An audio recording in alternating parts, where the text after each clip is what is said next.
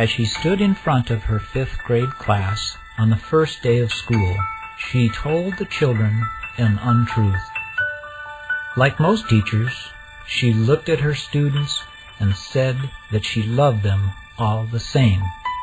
However, that was impossible, because there in the front row, slumped in his seat, was a little boy named Teddy Stallard.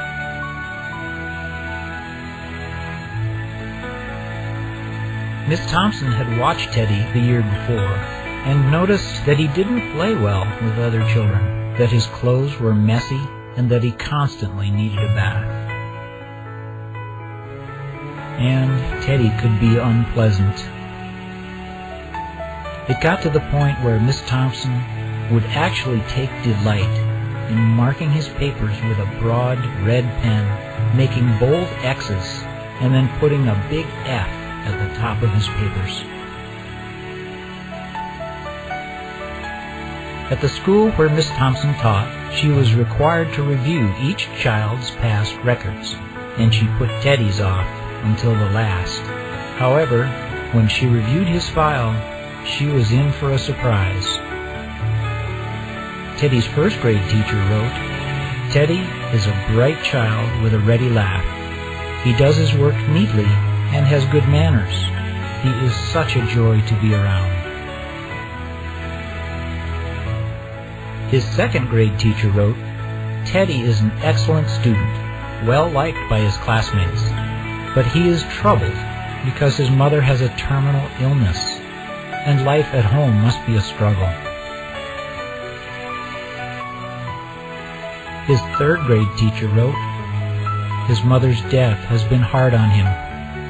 He tries to do his best, but his father doesn't show much interest, and his home life will soon affect him if some steps aren't taken."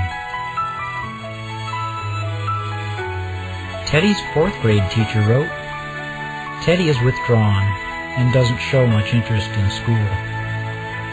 He doesn't have many friends, and he sometimes sleeps in class."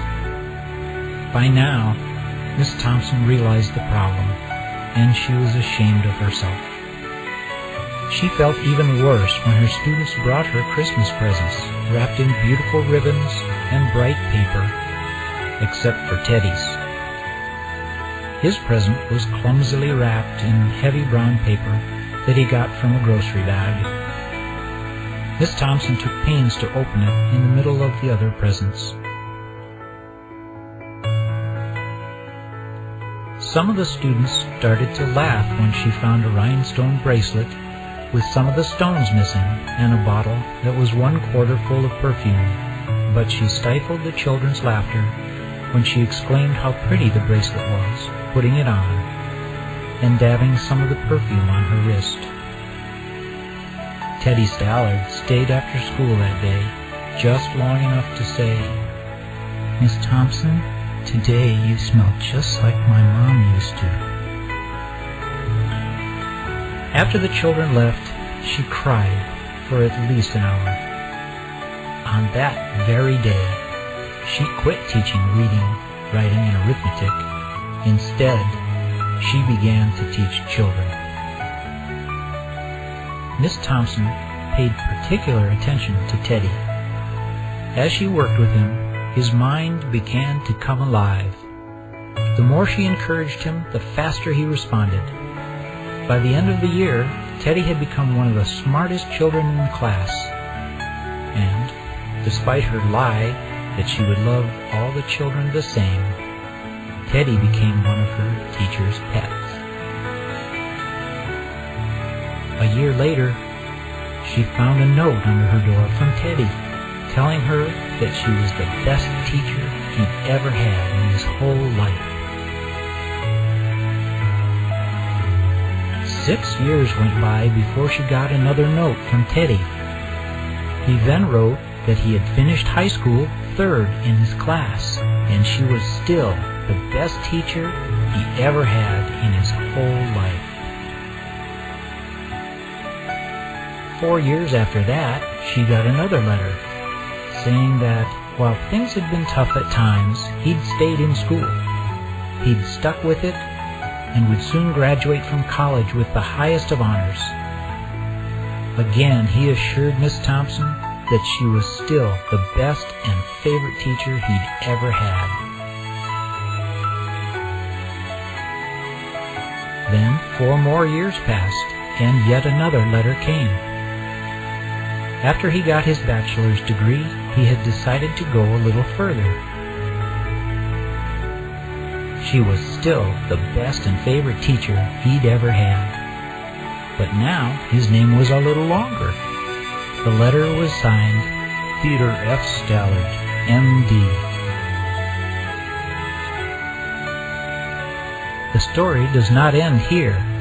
There was yet another letter that spring. Teddy said he'd met this girl and was going to be married. He explained that his father had died a couple of years ago, and he was wondering if Miss Thompson might agree to sit at the wedding in the place that was usually reserved for the mother of the groom. Of course, Miss Thompson did, and guess what? She wore that bracelet, the one with several rhinestones missing. Moreover, she made sure she was wearing the perfume that Teddy remembered his mother wearing on their last Christmas together. They hugged each other, and Dr. Stallard whispered in Miss Thompson's ear, "Thank you for believing in me. Thank you so much for making me feel important and showing me that I could make a difference." Miss Thompson, with tears in her eyes, whispered back. She said, "Teddy, you have it all wrong. You were the one who taught me that I could make a difference. I didn't know how to teach until I met you."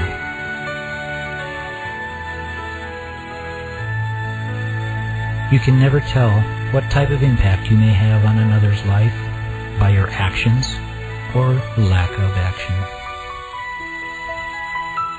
Please consider this fact in your venture through life, and just try to make a difference in someone else's life today.